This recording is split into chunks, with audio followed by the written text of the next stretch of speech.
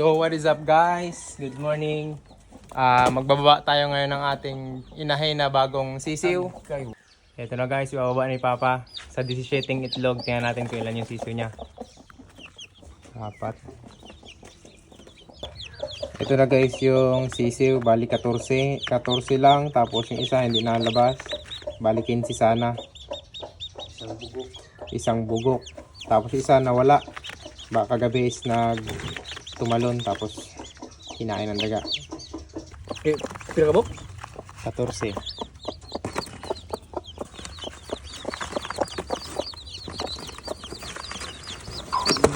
Gago mo.